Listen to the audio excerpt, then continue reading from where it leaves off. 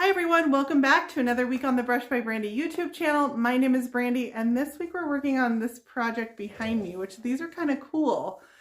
These are like an obelisk and they're a home decor project, but they're kind of decked out for Easter. And my customer wants them to be Christmas decor. She likes to decorate her house for each individual season, each holiday. And she already has a set of these for Easter and wanted this set redone, so she had another one for Christmas. And what she uses these for is to flank a buffet in her entryway that she decks out for Christmas every year. I've seen it, it's spectacular. I'm gonna find a picture of what it looked like, last year before we get to add these to it.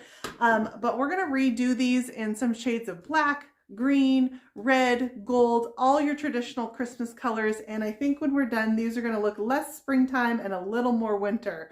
So if you guys want a Christmas in mid-year project, stick around. This is going to be it. So let's go ahead and get started. Here's where I started on this pair, and I started out by giving these a really good cleaning. They had been stored in a garage because they're a holiday decor, and so they had a little bit of spider webs on them and stuff. So I gave them a really good cleaning, and then I determined that the surface of them didn't have a lot for paint to bite onto. I would need to use a primer on these. I went ahead and gave them a spray with some white primer just from my hardware store, a nice gripping primer. This primer that I used was from Krylon, but you can use any brand that has an adhesion property to it.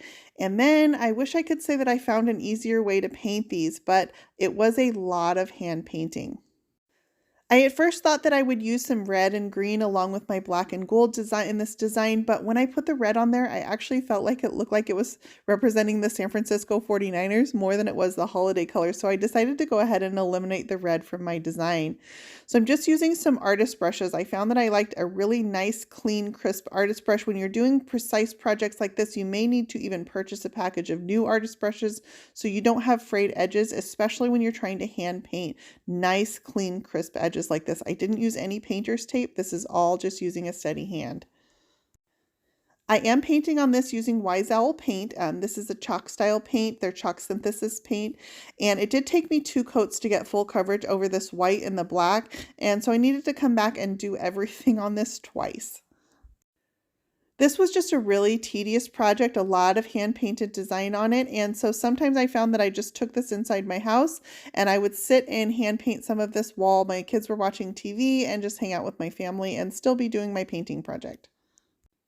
I wanted to make each section on the obelisk a little bit different, and so I just varied my patterns a little bit. Some areas where I had the black on the diamonds, I would make them white on the next section, and so on. So there was just some variation in the pattern.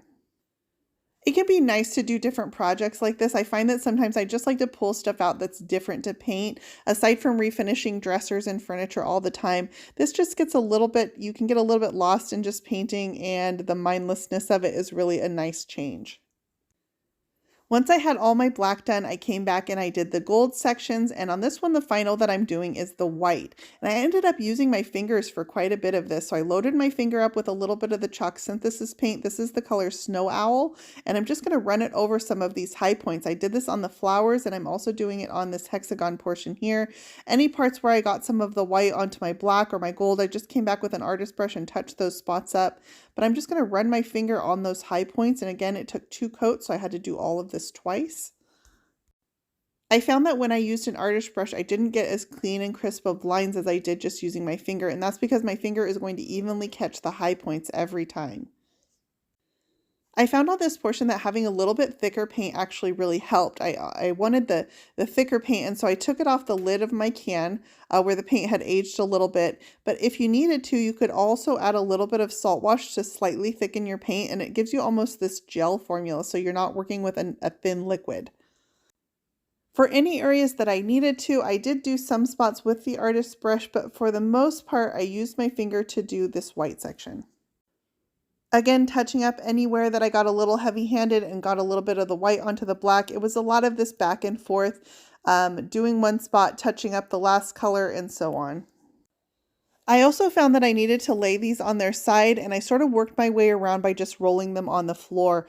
And I worked my way from the top to the bottom because every section that I did tended to affect the area above it. And so if I worked from the top on my way down, then I didn't have to do quite as much touch-up.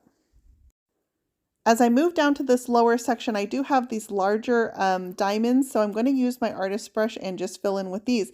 But my gold is nice and dry, so anytime that I got it onto the gold, I could come back with a baby wipe and I just cleaned that up to give me nice, clean, crisp lines.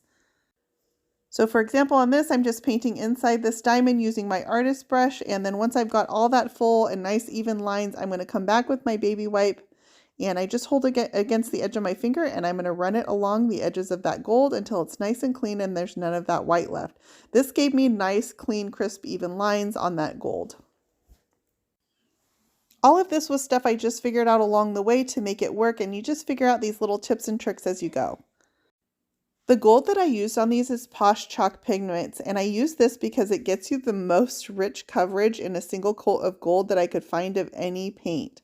So what you do is you take the powders that are the pigments for this, and you're going to mix it with a little bit of the Posh chalk infuser, and it gives you this thick, rich gold.